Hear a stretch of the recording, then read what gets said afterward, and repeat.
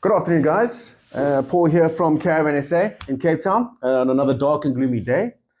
As load shedding starts to get evidently worse as we head deeper into winter, it's no secret that Eskom is failing to keep up with the demand, especially with all the hot water bottles, geysers, and.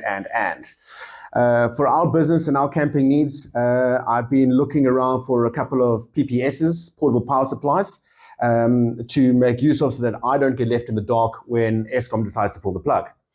I've got 2 units in front of me at the moment. I have been looking online for a few bargains and a few specials, and I actually came out with these 2 models here, made by Oukitel. If you are familiar with Oukitel, I am. Back when I was in matric, they used to make mobile telephones, for which mine endured more hardships than most other phones, and it still remained perfect, which is a good, reputable brand since I heard that they were making portable power supplies. But that's not the only reason. I'm going to give you a video today just to demonstrate to you what 2 of their units that I've ordered can do, what they can power, and some of the perks and the benefits of both.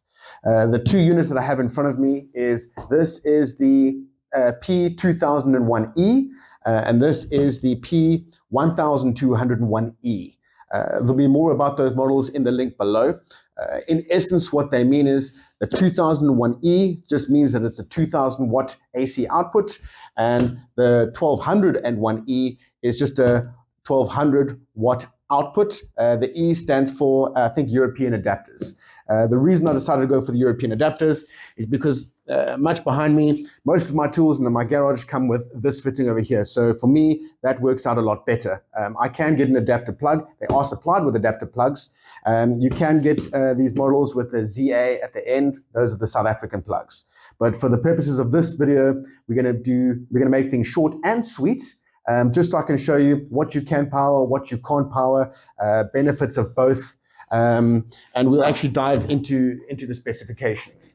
So this bigger unit in front of me here, this is the 2000E model. It has a 2000 watt hour capacity, which can supply 2000 watts of electricity.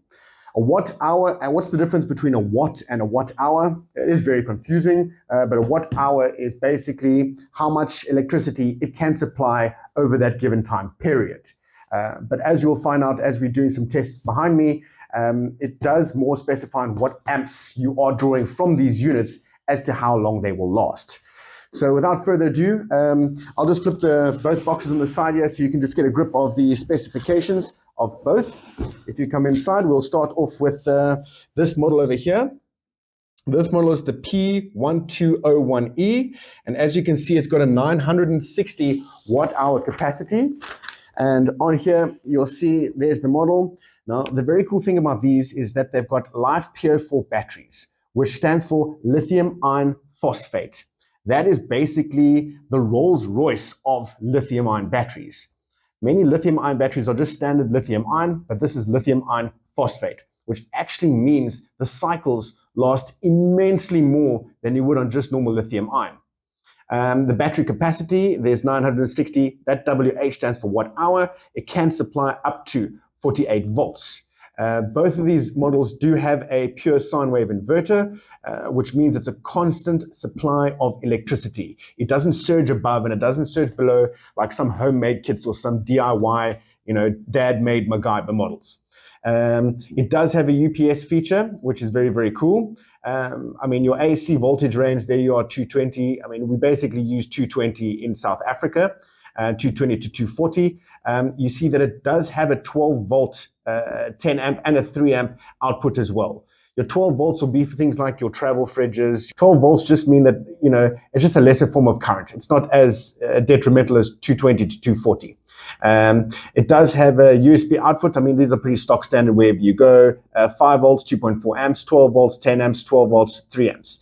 It does have the cigarette output here. That's what we use for the travel fridges. It's got some Type-C outputs. PV, you can charge it using solar panels, whether you've got your own or you want to buy it from them directly.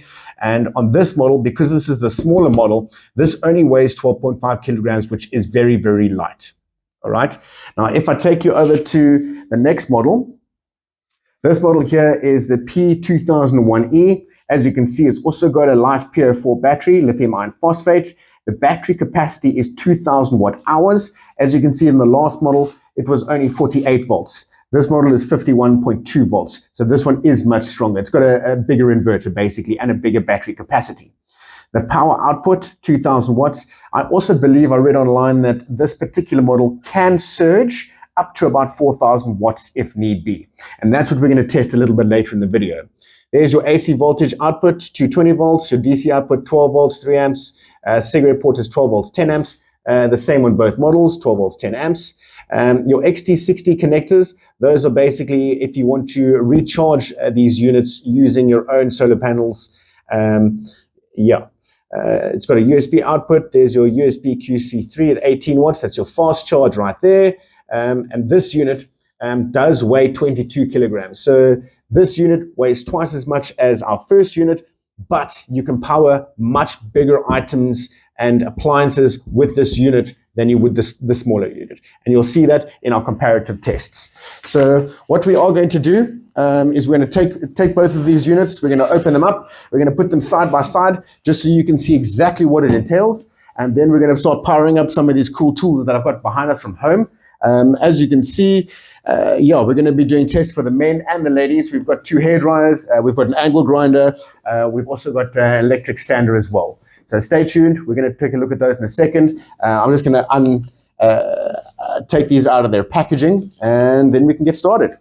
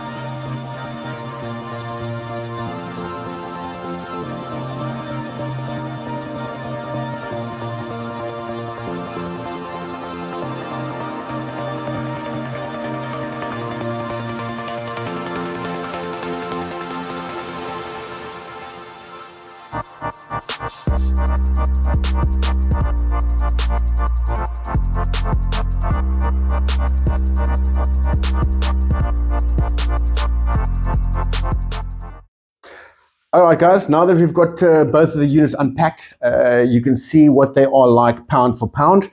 This unit is a lot smaller. It does come in at, I think, 12.5 kilograms. This is the 2001E. This comes in at about 22 kilograms. As you can see, I don't work out as often as I should, but still fairly light, maneuverable for myself. This one ideally situated for camping, caravanning, low power units, off-grid, powering your campsite lights. I'm quite keen to see if a portable Ramoska can run off this. I know that it can run off this unit here. We're going to see later on in this little video exclusive to see if you can use this unit here, which has an output of 2000 watts, if it can power an air fryer. That'll be the test. I don't think it will be, because most air fryers require 2,500 watts to about 3,000 watts, but it does also have surge. I believe it can surge to about 4,000, so we are going to put that to the test. Also, later on in this video, we're actually going to see how many fridges we can power off this little unit. It is a beast, definitely the much bigger one, but obviously there's a cost that is reflected in both. I mean, this unit here retails for around about 14,000 Rand ex VAT. This unit here retails for around about 24,000 Rand ex VAT. So there is about a 10,000 Rand price difference between the two of them. But like I said to you in the very beginning, the reason I chose these Oukitels, distributed by Communica, is because of the lithium iron phosphate battery.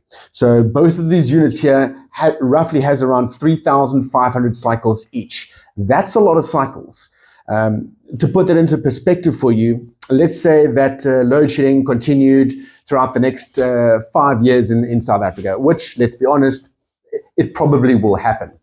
If there's 365 days in a year, you could run this thing every day for roughly about 9 years. That is a long time. So yeah, definitely. I bought these for their battery capacity and the fact there's lithium iron phosphate. That alone was one of my deciding factors.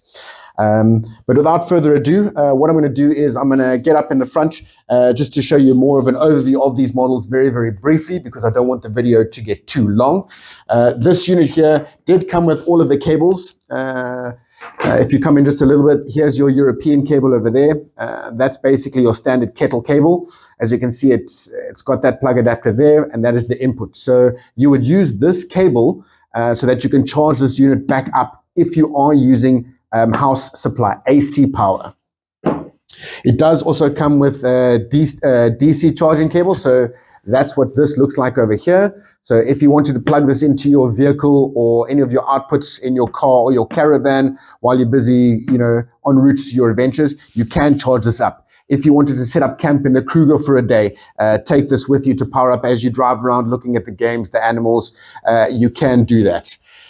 This connector over here, XT60 cable, this is for solar panel. So if you've got your own solar panels at home, or maybe you've got a little solar panel kit that you've bought for outdoor, you can actually leave this at the campsite. It might get stolen. Just put it somewhere where it's not easily obviously seen. But if you plug this cable into it over here, this does put the PV cable, it does put juice back into this little box. Now, I want to be crystal clear here. If you're charging these units off solar panel or solar power, it is going to take longer. But if you're charging it off AC mains, it's very, very quick. Because this is a smaller unit, you could charge this from absolutely dead flat to full in about 1.5 hours, 1.5 hours. This unit here, because it's got a bigger inverter, look, this is a 2000 watt of electricity that it can supply. It's got a much bigger battery, it's much bigger, it's much heavier. This is going to take a little bit longer to charge, but still one of the fastest charging batteries that is on offer in South Africa. I think some of the other units that I looked at, the charging time was roughly about 2 hours, 2.5 hours, 3 hours using AC power. AC is your house power, using your kettle cord like this, plugging it in, just having a charge.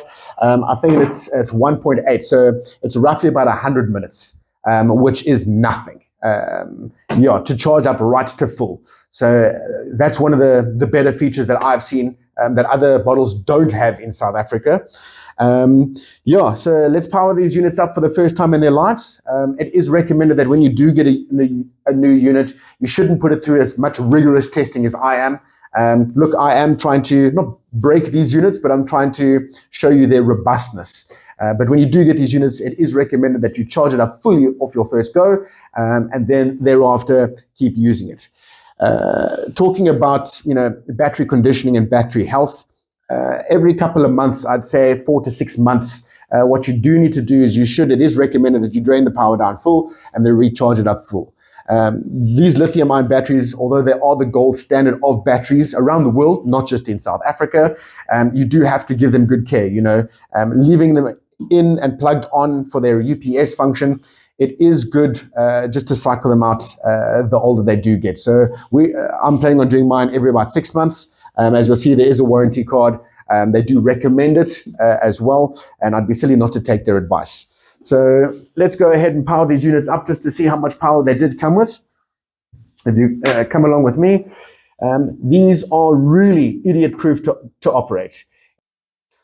All right, so this unit here, as we power on to charge, as you can see, the LED display comes up and it goes off. That must mean this little model is completely out of juice. I should charge it up on its first attempt. If I look at the smaller model here, the 1201E model, it seems it's exactly the same. I push and hold for the power to come on. Ah, there you go. This one comes online and it shows you exactly with this very, very cool LCD display that it's got going on here. It says here at the moment that the battery is 20% full. I've got nothing plugged into it, but in its current state at the moment, the only thing that this is powering is the LCD display. So if I wanted to leave this battery just like this, as it is, it tells you there, it's going to last 40 hours. It also will show you, which I like about these LCD displays, is it shows you your input and your output, as you're going to see in a second. So what I'm going to do is I'm going to plug this into the mains so that we can see how much power is coming in, how much power is coming out, and how long the unit will last for. So that's a little bit about the power switching on and off. It does have a little light at the front there. Might get too close to that. Hopefully it doesn't blur out anything. As you can see, that little light there is using 1 watt output. So it has different features for slow flashing for SOS mode. You can put it on if you just want to work on something in front of you. If you've got a little workstation, you can't see anything and it's pitch dark. I do like the fact that it has those 3 features for SOS, fast blinking, and off. And as you can see, the coolest thing about these models is mostly the display for me. It is really idiot-proof. Here you've got your various outputs. So you can see there, I mean, it says I don't need to regurgitate that all to you. 5 volts, 2 amps. This is 5 volts, 2 amps as well. Those will be your quick charges. There's some more outputs for you there. By switching this on, this button, you're actually enabling all these outputs over here. So I can switch that off. And as you can see, that tells you no output because I'm not using anything. Here's 2 more outputs for you inside here. This is your 12 volt 10 amp. This is, I think this might be IP65 rated. I'll have to check on the specifications. I will put a link in the description below to give you a full article about this model. But basically, this is what you would use your cigarette lighter output to power your fridges, to power your, if you've got camera gear. Very, very often for me, I need to power camera gear on the go. Charging up drone batteries, you name it. You can use that cigarette for quite a lot of things. Yeah, very, very handy for caravan and camping. You can do your lights with it. Let's keep that up so that no water gets in there or no dew. What I'm going to do is I'm going to flip the station around quickly so that you can see. It is nice and smooth. I do like these handles. I do like the fact that they've got this sort of this leather grip at the top here, which is very, very easy on my hands, and they fold away, which is quite nice. Just some specifications about the unit itself. As you can see on all of these models, you've got fans on the left and an output exhaust on the right. Because this is lithium iron phosphate, it is due to get hot, so I wouldn't keep these units in the sun at all. I also wouldn't keep them in the deep, dark confines of a garage because it is the airflow is not great. But essentially what it does is it sucks air in from the one side, blows the air over the cooling rods inside, or the heat sinks, just to keep the battery nice and cool, and then it blows hot air out when it's in use. It's got a nifty little flap at the bottom here. As you can see, it's got 2 European output connectors over there. And the reason I chose this model with these outputs over here is because most of my plugs, most of my tools does make this fitting. Some people say it's a European fitting. It is. I see it mostly in France. They do have quite a few of them in the UK. But yeah, they will plug into there. That is your output with a nice little cover plate. That will be your on switch over there. So what we are going to do is I'm going to charge the bigger unit up overnight just to see what we can power off of those units. But for now, I mean, we've got 27% of juice left into this bad boy. So I'm going to do a few tests before we charge on a full. And I want to show you how we test. I've borrowed these devices from my loving wife. She does know that I am using them. And if you come with me on a little closer here, every appliance manufactured and sold will have a model number and how much electricity they do consume. So if it's not clear, I'll take a picture for you some other time. Just to show you exactly what I'm seeing here. Basically, if you look at these little numbers here, it says that 220 to 240 volts, that's what's needed to power this hairdryer. It uses 50 hertz, and it's roughly 2,200 watts. So I know this little unit here won't be able to power this, but we're going to test it out anyway. I do have another unit with me. Here we go. Also a hairdryer. Nothing special about this. Nothing special about this hairdryer. But as you can see here, it's nice and it's put in white, so you can actually see more. It says here that this is 230 to 240 volts. That's what we have in South Africa.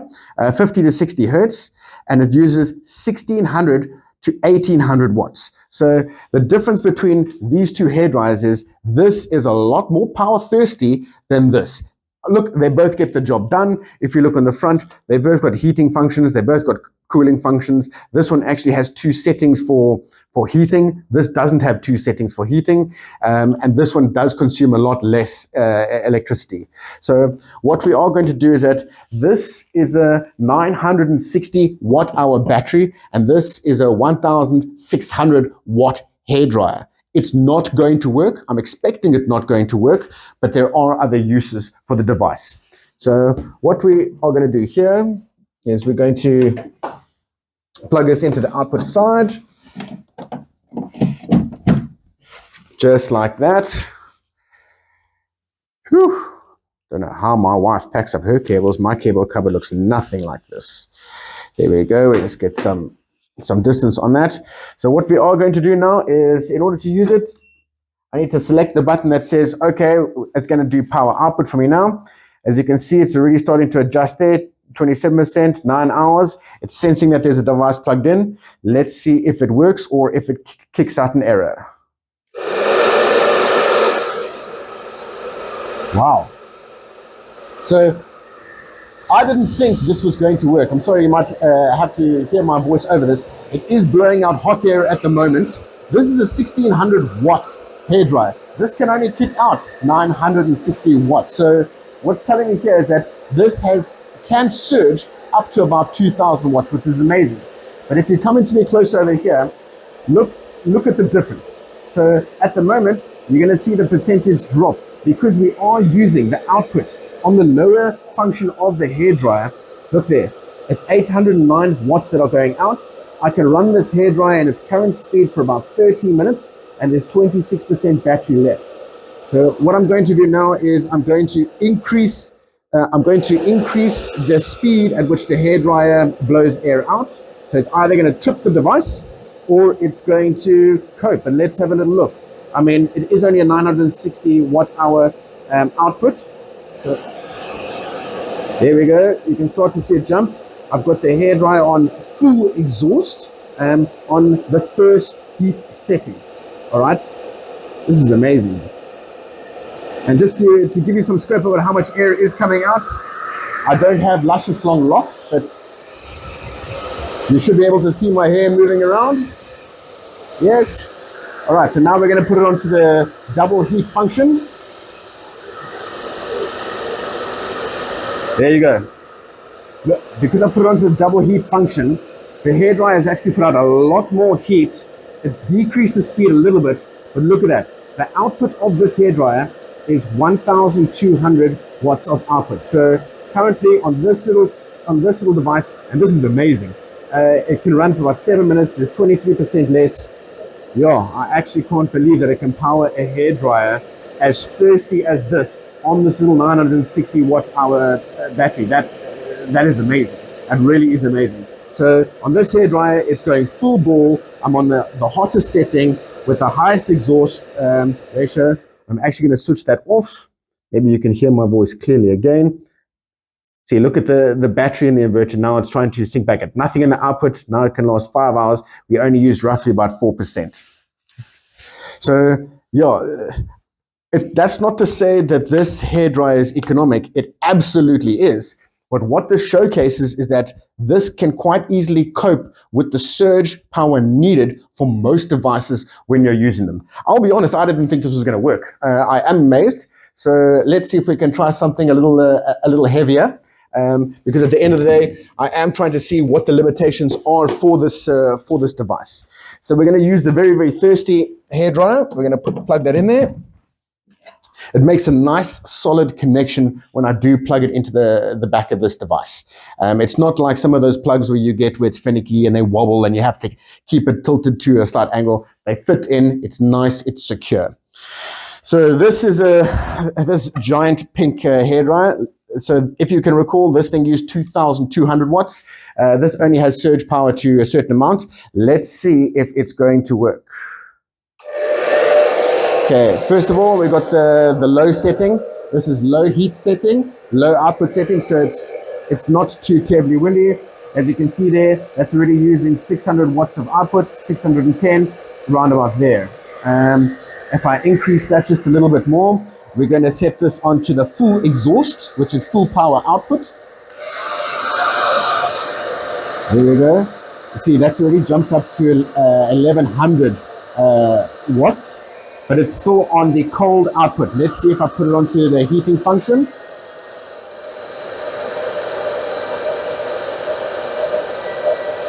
Unbelievable. So basically this is at capacity, I would say, but I'm amazed that it can still work a normal hairdryer as thirsty as this. I'm looking forward to testing this with some cooking and culinary devices. Because I'll be honest with you, I didn't think it was going to power this. But it's doing the job. It's doing the job well. No warnings have come out. Yeah, this is phenomenal. So I do have some other tools, so I don't want to drain the battery down, right to zero just yet. We're going to try one or two other pieces of kit. And if you stick with me for the next 2 or 3 minutes, this will be for the men. This is the power tools that we mostly use, or I mostly use in my garage. What it is we've got my trusty angle grinder with me, angle grinder, and my Ryobi sander. We're going to give these guys a go, and just because we always look at safety first, because this video is for social media, we're going to make sure I put my glasses on. I don't think anything's going to happen, but if I've watched some other videos, I see the complaints below, I might as well just stick to good health and safety from the start. So right off the bat, we're going to start off our electric sander here, Ryobi. This is very, very thirsty. I'm just going to see if we can actually power that. I'm going to turn this on its side here so you can see the nice connection that these plugs do make. As you can see, I'm going to put it straight in there. It's going to go click. And as you can see, it's very, very firm. Yes, my Ryobi sander is very well used. Let's see if it's going to work. These tools normally suck at about 2,000 watts. So they are very, very thirsty because they've got a lot of moving parts and a lot of gears. Let's see if it works.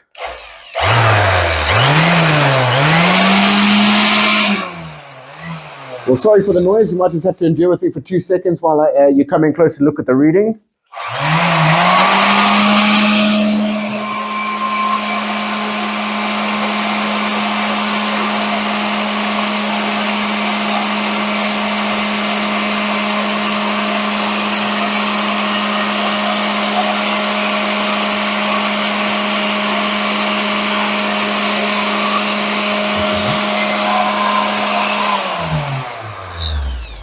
All right, so if we've learned anything about power at the moment, is that hair dryers use more electricity than your sanders.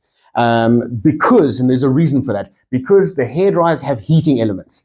Anything that heats or cools does use a lot of power. Yes, you can get 12-volt compressors for your fridges. That doesn't use as much power. It is more economic, but the heating elements, ovens, stoves, kettles, those sorts of things, dishwashers, washing machines, they use a lot of power, and it is because of the tungsten element inside the machine that is used to heat. Remember, in order for these appliances to heat up something, it's got to form a bridge like this. And because power is passing through it along a tungsten rod, it heats up, it heats up, it heats up. It doesn't explode, but it heats up. But I honestly didn't think it would work with this Ryobi.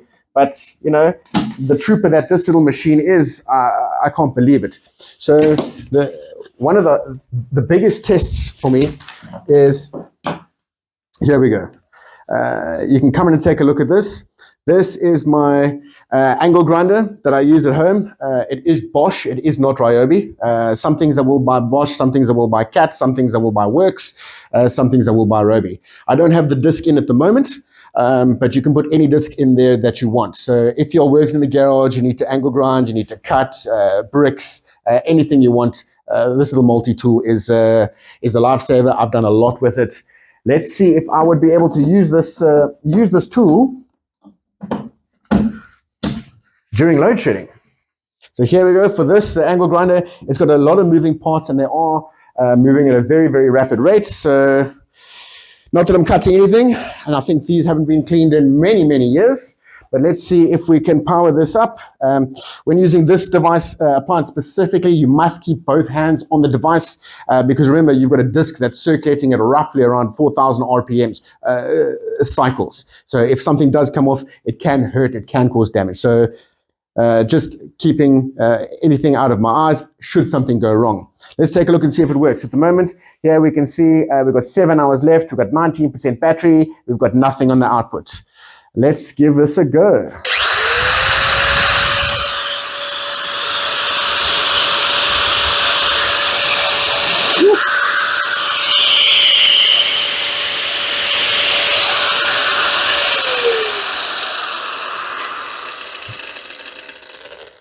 Right, so the amazing thing about this is there's no heating element and it actually used a lot less electricity because of the surge protection of this or the surge output, that it is able to run this. I mean, I could try and run this on probably a 500 watt output. It would not work. The inverter would not be big enough. But with this little guy here, because it's got the AC output of up to 1,200 watts, it can run this device. Phenomenal. On here, I mean, the electricity used was only sitting at 400 units, which basically put my power tools more economical than both of my wife's hair dryers, which is amazing. Yeah, and as you can see here, when I was running this device, I could run it. I'll tell you again, just so you can come and see.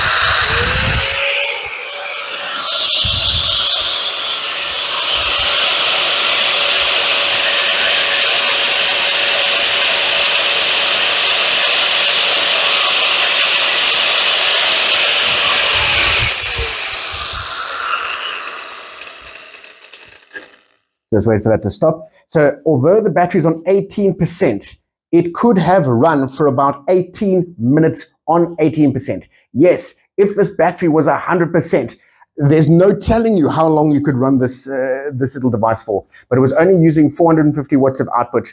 Yeah, this little unit, originally when they sent it to me to test, I didn't think it would power these devices. I'm going to actually take this to the next limit and see what I can do. I want to see what this device can't power to keep things short and sweet and simple for all of you. But if this is the capacity of the little unit, I'm very much keen to see if this unit here would be able to power things like your standard electric oven. Those things require roughly 2,500 watts to around about 4,000 watts. Now this has got up to 4,000 watt surge protection power. So it might be able to run an oven, it might not. Stay with us, we're going to find out. We've also got some other cool tests coming along where we're going to be testing both of these devices on a range of accessories. But to keep things short and sweet and simple, this little device here can power all these devices. I dare you to use your current device at home to see if you can power as many tools and as many devices. The inverter on this thing is literally next level. Yeah, so stay with us. I'm going to give this one a bit of a charge, and yeah, we'll see where we go from there. So far, thanks for watching. Stay tuned for more. All right, guys, because it's load shedding at the moment, what I'm going to do is I'm just going to take I've got a few hours until load shedding comes back online. What I'm going to do is I'm going to test how long it takes these units to power up. It's probably not worth showing that to you because it's a pretty boring process.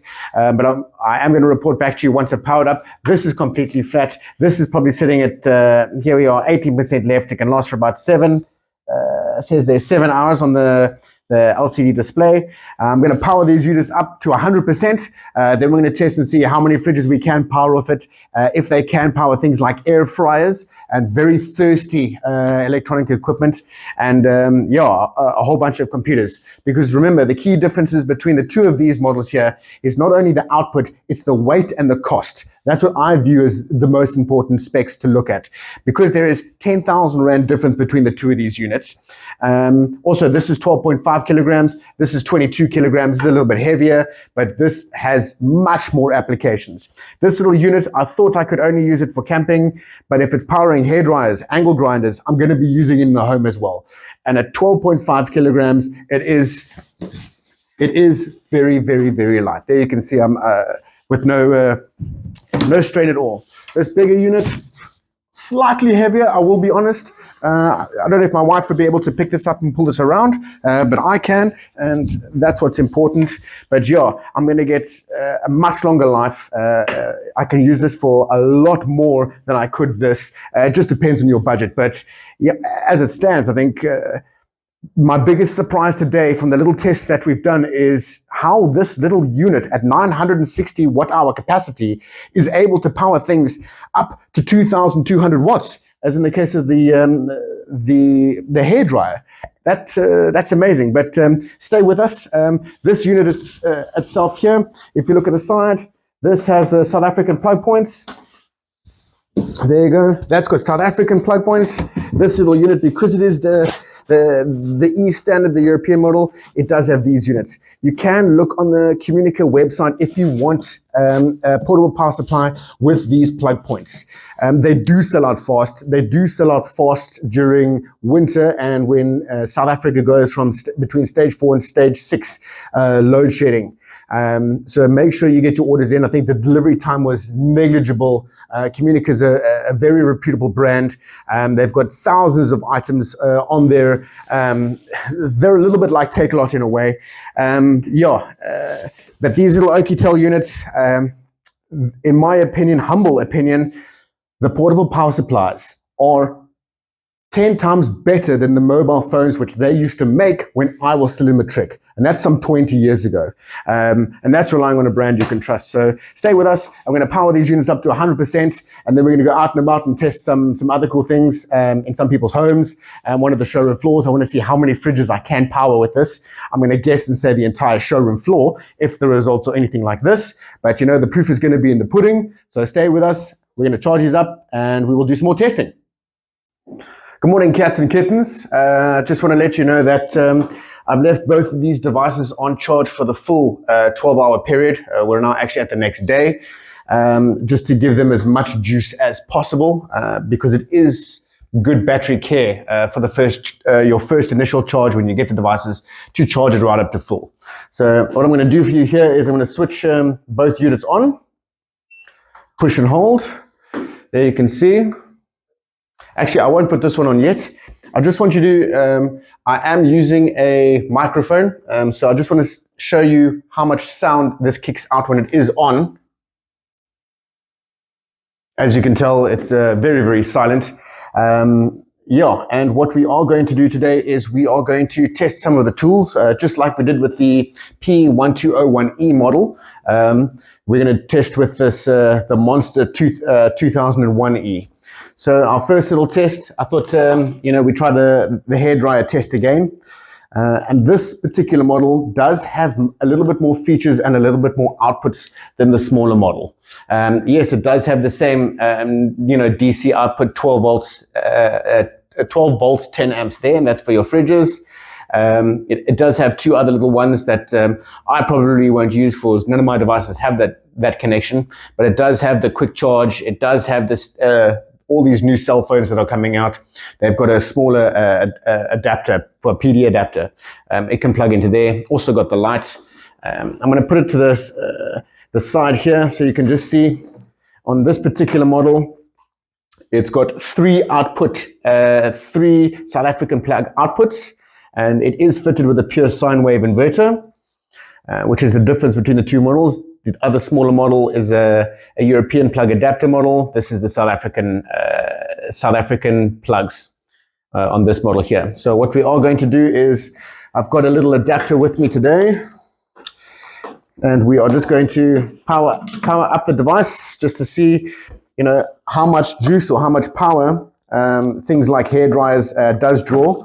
We have done this test, so I'm going to be fairly quick, just so that you can see. First of all, very important, you've got to switch on the output button that says that, okay, now it's going to be supplying power to the hairdryer. So what we can see there now is that this battery with a 2000 watt hour capacity, it's at 100%. With this plugged in, it can run for, it says here, 99 hours. That will change the minute we switch the hairdryer on. So at the moment, the hairdryer, I'm going to put on the lowest setting, and make sure it's cold air. I'm just going to put it under the desk here so that you don't get any kickback on the microphone. So that's the lowest setting there. As you can see, I'm not using the heating function. You might have to come in a little bit closer so you can see it can run this hairdryer. And this was the more thirsty hairdryer. It can run it for 3 hours, and it's only drawing 549 watts of output. It says there, it's got this nice little graph below that shows you what devices you got plugged in. So the more devices you put in, obviously the more those little indicators will light up. So stay focused. We're just going to increase the speed now of the hairdryer. There you go. Let's jump to 1,139 watts. You see, with that hairdryer, it's only going to last, well, it's still calibrating, but it's only going to last 82 minutes. Now what I'm going to do is I'm going to kick in the top-heavy heating function of the hairdryer. You see, the minute I put that heating element in, I'm dropping right down from 80 minutes to about 61 minutes, not hours, minutes. And that's how much electricity I'm drawing, 1,559 watts. So what I'm going to do is I'm just going to switch that off. And yeah, this was the pink hairdryer, my wife's pink hairdryer, very warm at the moment, but it shows you how diverse and how robust these little models are. So look, I can show you all of these. I'll do them very quickly, just so that you can see. That was the thirsty hairdryer. This is the non-thirsty hairdryer. Cables. Plug that straight in. We do the same test here. You don't need to come close. You can just see that it's on. Full ball. Put it over there. As you can see, the hours will drop because I already have used some power on the pink hairdryer. Because I'm using the black one now, it's only got 98%, so it is going to last a little bit less. The more I take power out of the center console, the less anything will run. That's just part and parcel of how these devices and how electricity works. So right, that is the small hairdryer. Just remember, the smaller hairdryer was 1,600 to 1,800 watts.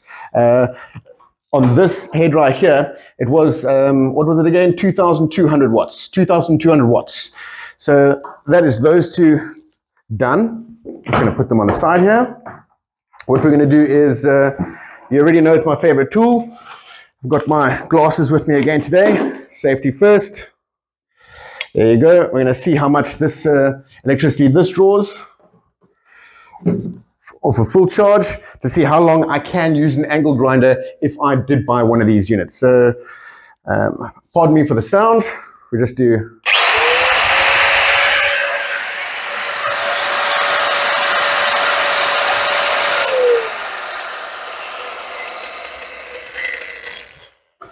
So on full charge, oh, I'm lying to you, 98% charge, it would run this for 4 hours, which is plenty enough for any job site, any home DIY.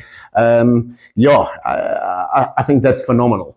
Let's look at, last but not least, because I don't want this video to get too long and boring, because you've been watching for long enough now. Hopefully you want to see something blow up. So do I.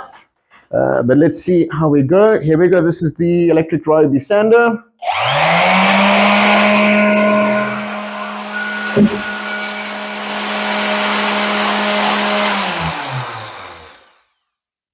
Sorry for the noise. That was, I think, 17 hours. Let's just check again.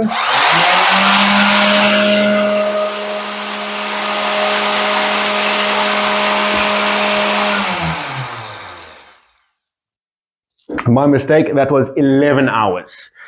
So with that in mind, again, what I wanted to show you of this actual unit is that the cool thing about the bigger unit, yes, it is more expensive. It's got a much bigger battery, lasts a lot longer than the little unit. But yeah, so many applications. It's got a very nice storage compartment at the top, which I like, because you can keep all of your cables in one place. There you've got your DC, your cigarette lighter, so you can charge your car, charge the device off of your car if you are wanting to be mobile.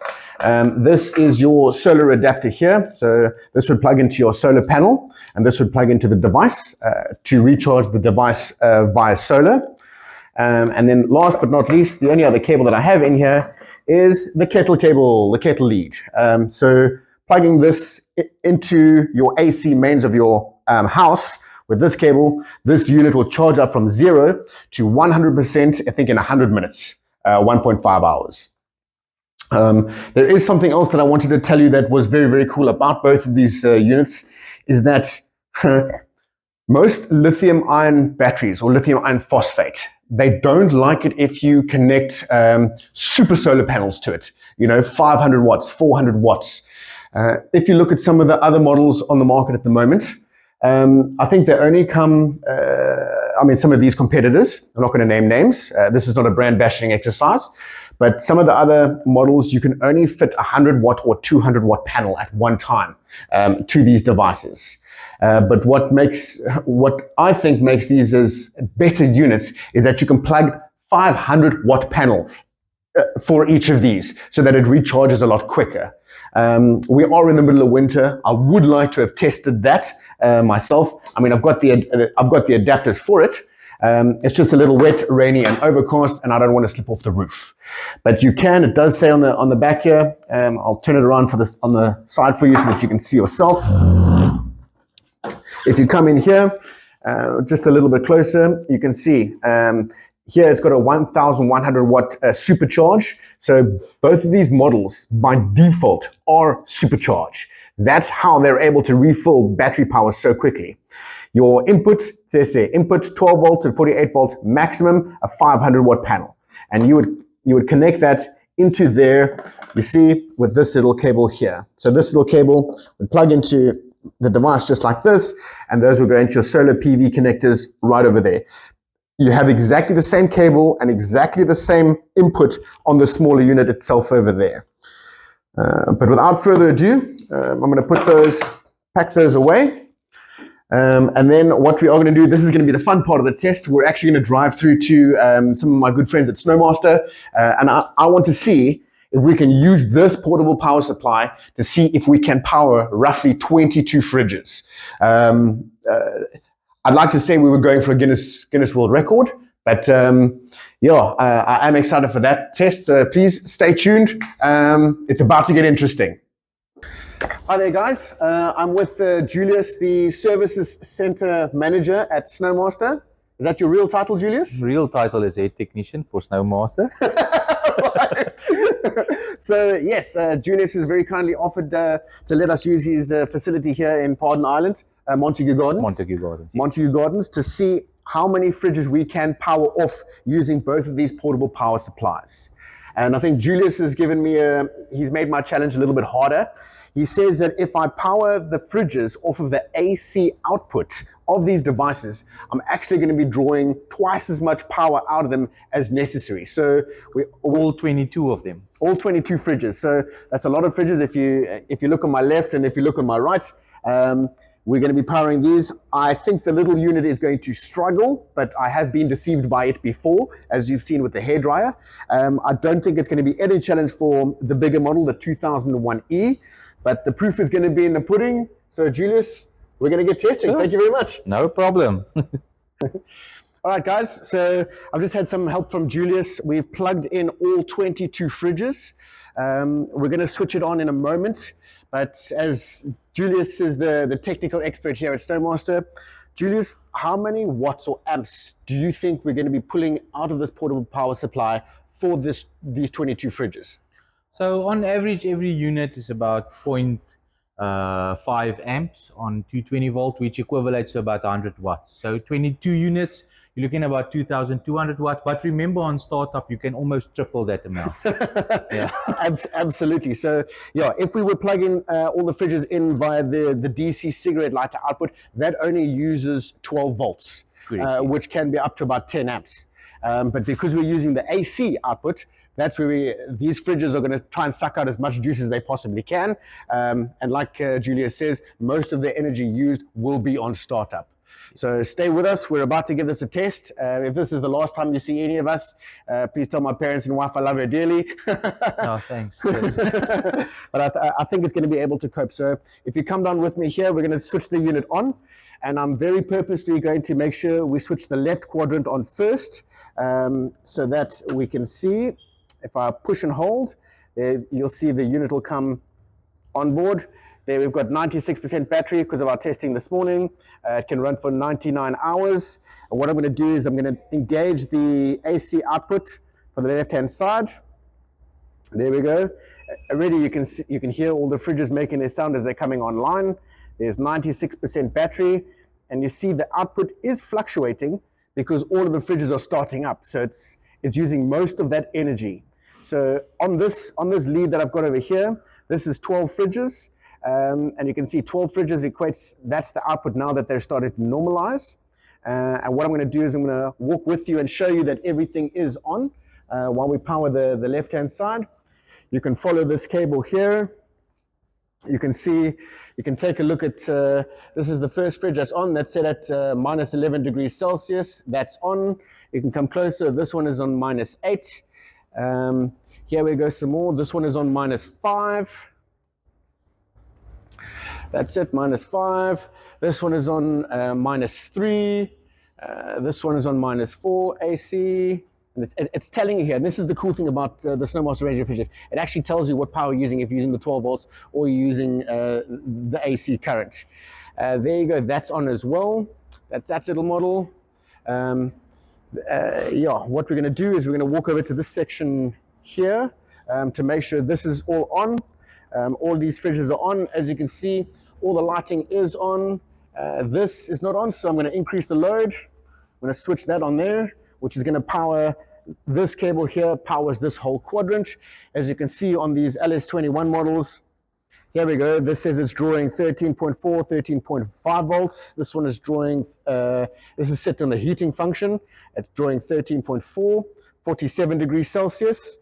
Then you've got your portable models here. As you can see, these are all on. So now we're going to go, if you follow me, we're going to switch on the second side, which is the other, I think 10 fridges, because there's 12 fridges on this relay, and there's 10 fridges on the other relay. So follow me, and we'll plug that in. Here's the plug for the others. We're going to put that right in there. You can hear the beeping behind me. That's it. Good job. You can follow the cable. As you can see, this one is on.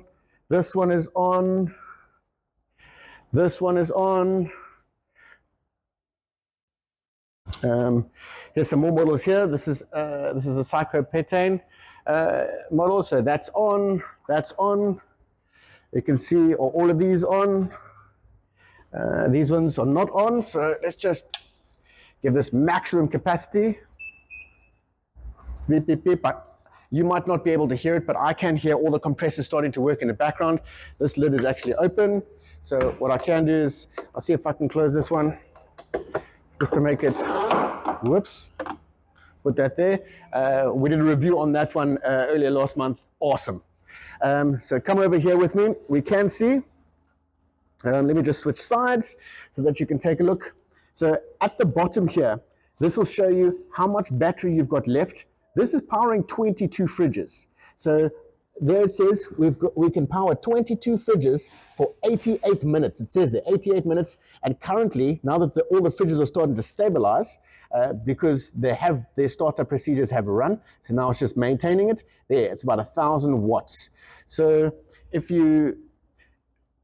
if you think about it, when would you ever need to power 22 fridges? You know, you probably won't in your entire life, unless you're a tour guide or tour operator, you know, and you need to feed a convoy of roughly about, you know, 13, 14 people. But 22 portable fridges, that is phenomenal. I didn't think it would cope, but you know, as the smaller unit has shown me before, I have been deceived by this inverter because it is so powerful. The next test that I want to make is I want to test the smaller unit. So the bigger unit, remember, this was a 2,000 watt hour capacity with 2,000 watts output that can surge up to 4,000 watts. The smaller unit is a 960 watt hour capacity that has a 1,200 watt output. So I think the little one's going to struggle, but as we're here today, this is what we're trying to test. So stay with us. I'm just going to unplug the bigger unit, switch it off properly, and then I'm going to power the smaller unit. All right, guys, so when we tested the 2001E model, we had fantastic results. We did power all 22 fridges. This is the part where I'm most excited to see, because we're going to try and power the same 22 fridges off the 960 watt hour portable power supply. So here we go. I've got a special adapter unit, because remember, I was using the EU plugs. It's quite light. There you go. So I'm going to put this on the table, just so that you guys can get a good field of vision and you can see. So what it is, that's the input side. You can come in closer so you can see exactly where I'm plugging this in. On my other side here. So this just plugs straight into, there you go, that's plugged in. So we're going to do exactly the same test now. We're going to plug the left-hand side of the fridges on first. I'm plugging that in. There you go. And what we're going to do, if you come over to my right-hand side here, we're going to power the unit on. This is a smaller unit, as you can see from earlier today, still 100% battery. It's just going to fluctuate a little bit while it recalibrates, because I plugged it in, it is supplying power. Now what I'm going to do is I'm going to power this on.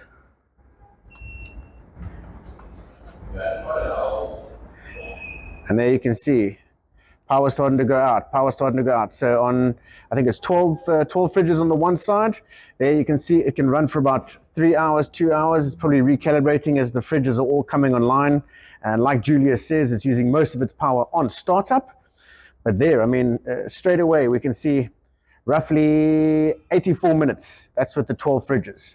So what I'm going to do is I'm going to plug in the other side.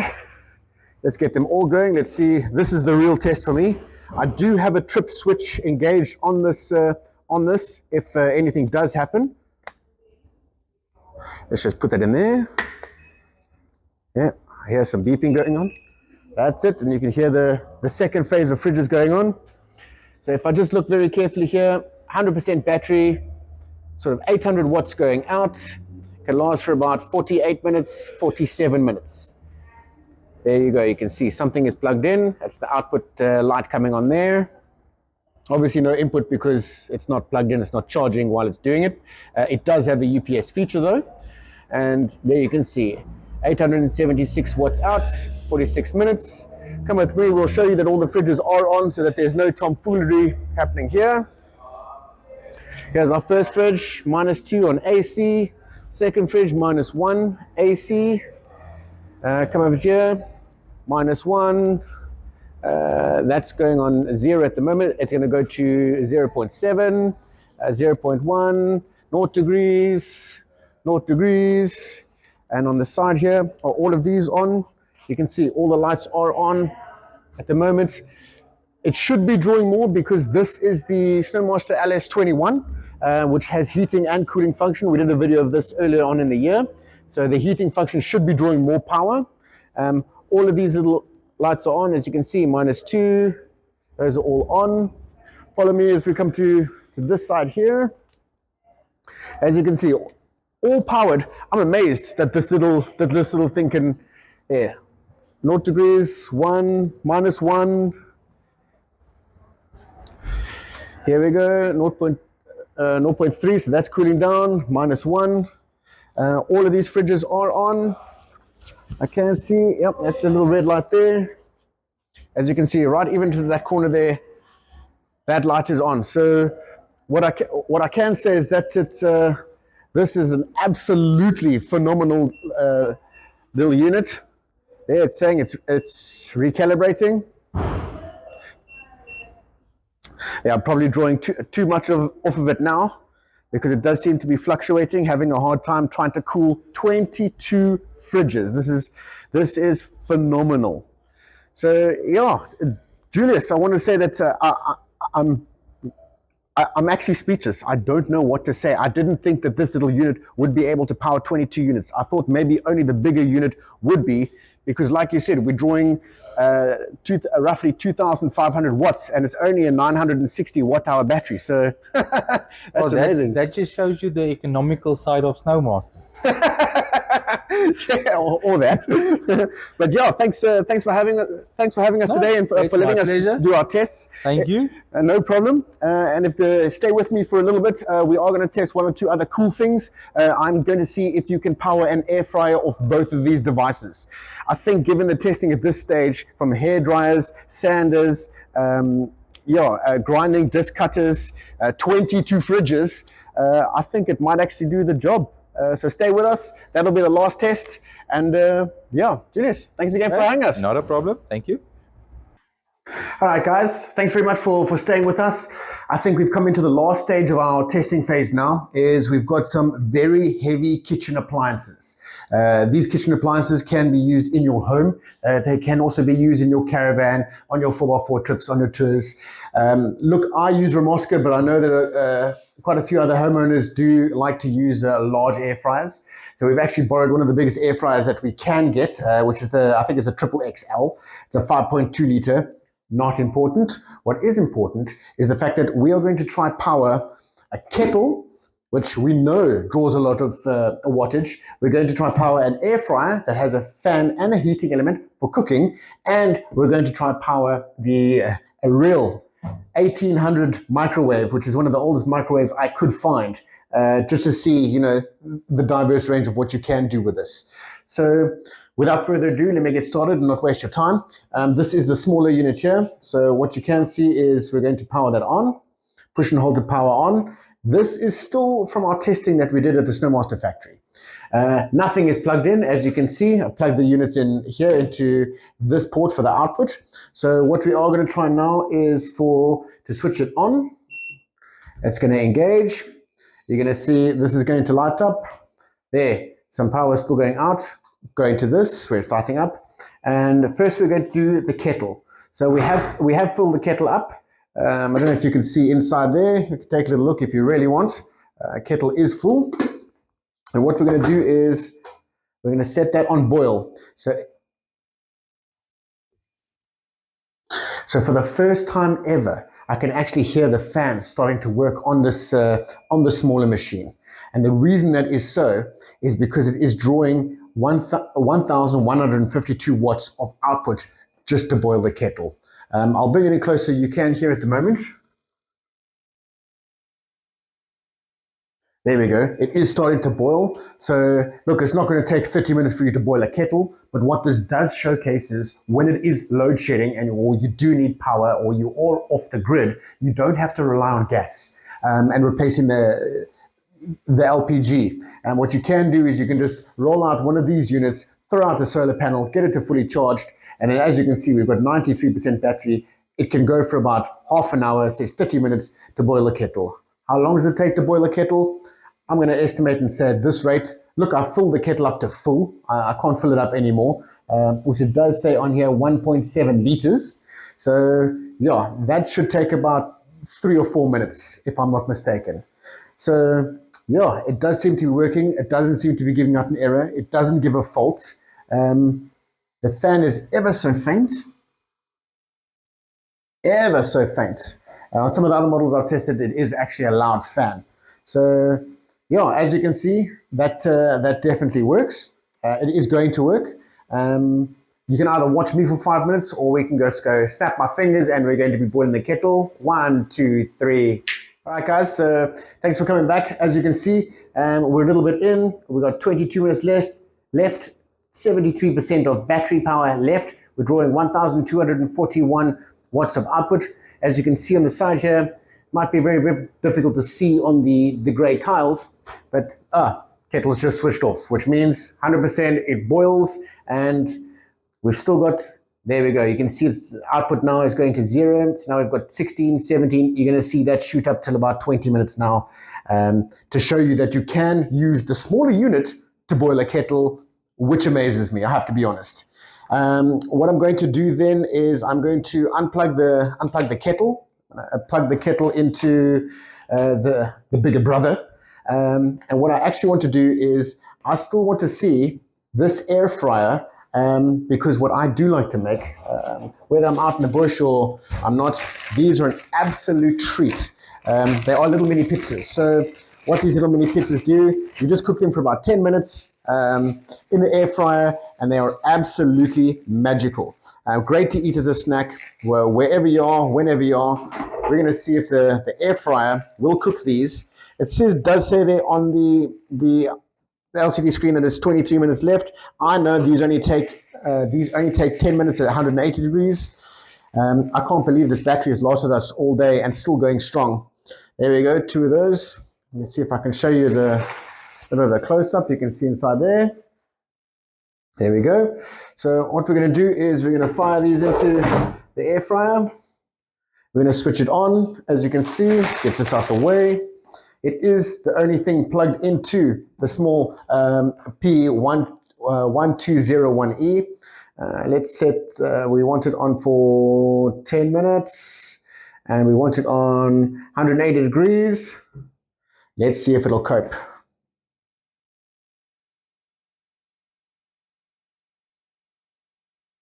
Seems to be working. I hear no output errors. I hear no errors at all. Actually, for the first time, even after powering all those fridges, it's the first time that I've seen it ever go over 1,211 watts, which is amazing. On the air fryer, you can see it's going to cook for 10 minutes. As you can see on the LCD screen on here, it's got 22 minutes remaining. So that should be no problem at all. You can come inside here. The only thing that has done is the LCD panel has just gone a little bit dimmer. And the reason it's gone a little bit dimmer is probably to save the battery power inside for using these culinary devices. But I'm going to let this thing cook for 10 minutes. While I continue to the next phase, is I wanted to actually test out this very big microwave. So what we're going to do is we're going to unplug the microwave from that. I'm going to start getting ready, and I'm going to start plugging it into the bigger unit to see if I can use the big unit, because what I want to test is the UPS feature.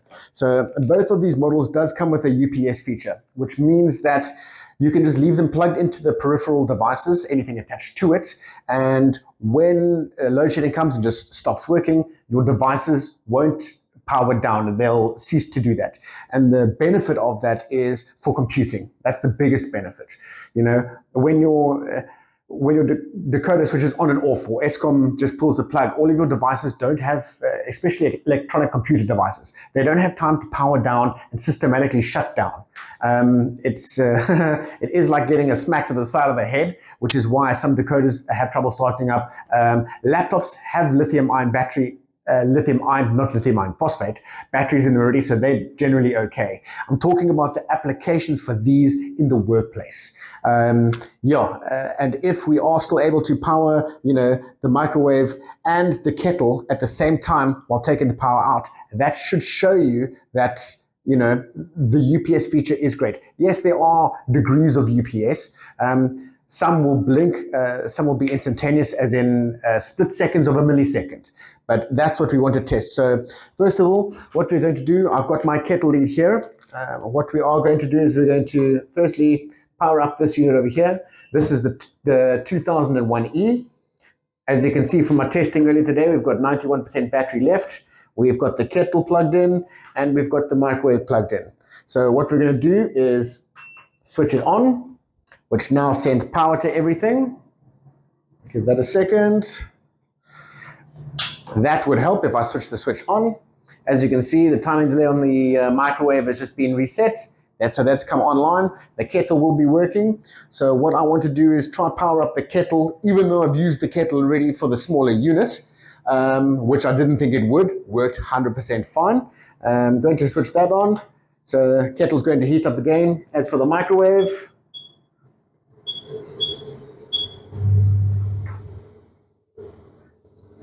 microwave is working at the same time. You can look over here. Look how many watts are going out. 2012, 2009.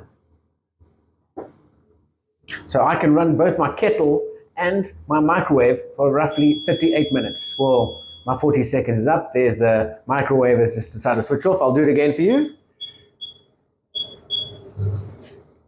There you go. Have a look at that. That's with the microwave and the kettle going at the same time.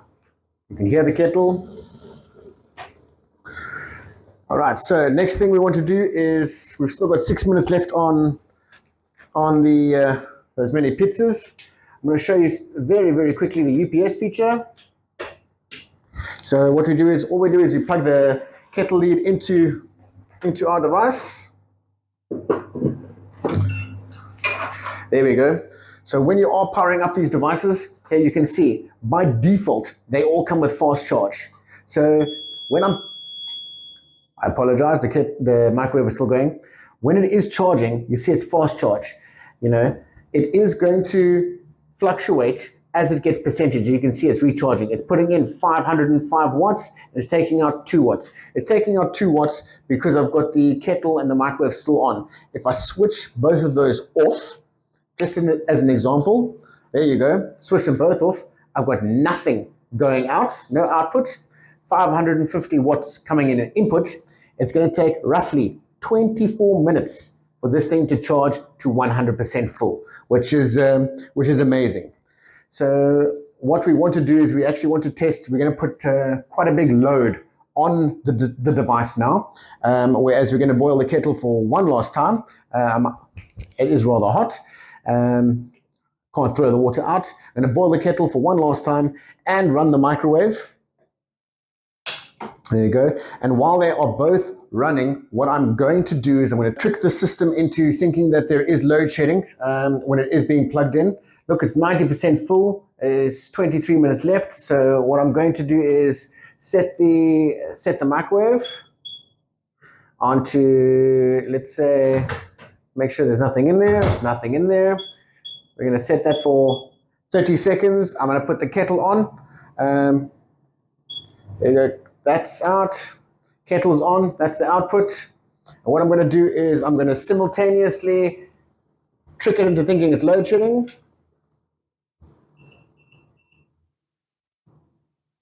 There you go. So what it's telling me is that beep, beep, beep, error, error, error. So what it's done is it's switched off the devices probably because I was putting too much load on it. It was sitting at over 2,000, which is where it actually failed by running a kettle and a microwave at the same time. I don't blame it, if I'm honest with you. But yeah, fantastic little unit. Let's see if I take this out of the wall here. That's it. Take both of those out there and let's take a little look. It did charge up in that little time that I had it plugged in back up to 90%, which is amazing. Let's just see if we can get some output. Give it a second, let it engage. I am giving these units a real hard time because I tried to play nice, but they proved me wrong at every step of the way. There you go. Kettle on. Microwave on again.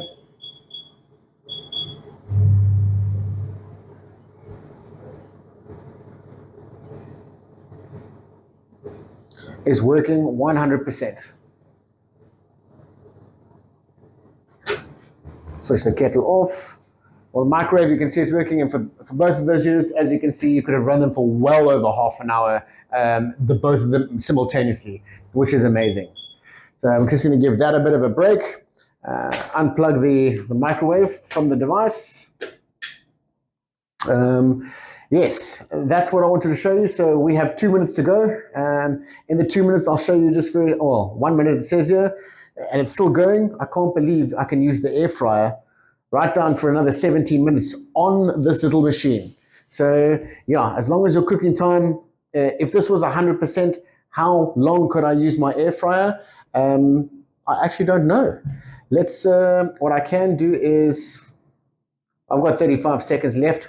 What I'm going to do is I'm going to put the air fryer into the bigger unit, because the bigger unit is at the moment, it's sitting at 76 hours at the moment with literally no load on it whatsoever. I'm going to unplug the kettle because I don't feel like tea. And as soon as this is done, you can get to see what my little mini pizzas look like. They are delicious. As you can see, I do enjoy them more often than I should. 5, 4, 3, 2, 1. There we go. You have a look inside there. Absolutely cooked, good to eat. Just very, very hot. I might leave that out for just a little bit before I start to have my own little personal snack attack. But we wanted to see if the bigger unit would do the job as well. What we can do, as you can see, power's on. Power is coming to this device. So if we are at 89% of the battery at the moment, let's put this on. How long would a roast chicken take? A roast chicken would take probably about an hour in the air fryer at roughly about 180 or 200. So what we're going to put this on is we're going to say, well, I'm not going to put an hour on there. I'm just going to say 2 minutes just to take a look. We're going to set how long can it run at 2 minutes at 200. We're going to say start. There, it's starting at the moment. As you can see, nothing else plugged in. The only thing we're using is this. Let's see if we're going to get 2 hours enough to do my roast chicken on 89%. No, it doesn't. It says there that we will get roughly 43 minutes. Look, this wasn't fully charged. We did power 22 fridges off of it earlier today. But yeah, it's going to run for about 43 minutes at 200 degrees. So yeah, 43 minutes. Look, at 100%, could you do a roast chicken in time? Probably, if it was a small chicken or a poisson. If it was pieces of chicken, it might actually take a lot quicker.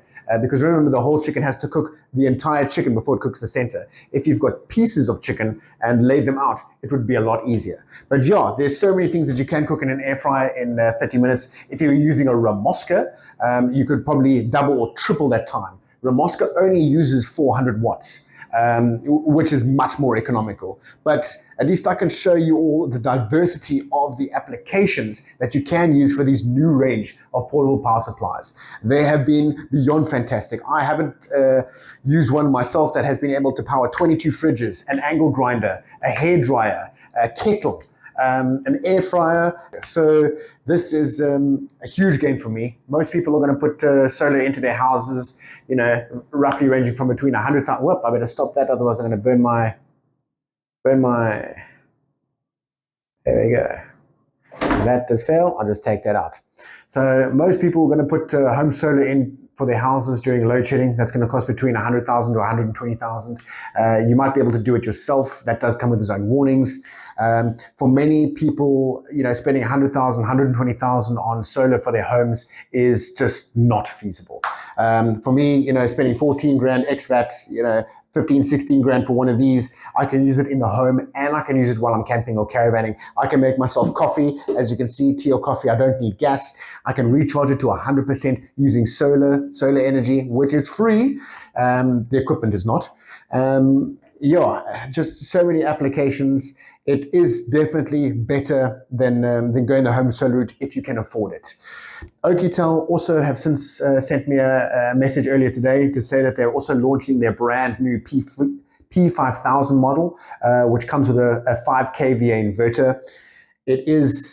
It's a beast. I'm going to be honest with you. It's going to replace your home solar kit. Is going to replace your Hubble, your lithium-ion battery, and it's going to replace your inverter. Plus, it does come on portable wheels. I'll put a link for that in the description below for you as well. But yeah, in terms of what Oukitel are doing with portable power supplies and lithium-ion batteries, it really is next level. even Elon Musk would be impressed. I'm going to put it to you like that. So thanks very much for watching. If you like the video, please like, share, subscribe, do whatever. The video is free. Circulate amongst your friends. But yeah, if you do have one of these Oukitels in your home, you are definitely going to be one notch ahead of anybody else. Because I have tested all the other units. In my opinion, gold standard. Here we are. It is Oukitel. Thanks very much for watching, guys. I'll see you on the next one.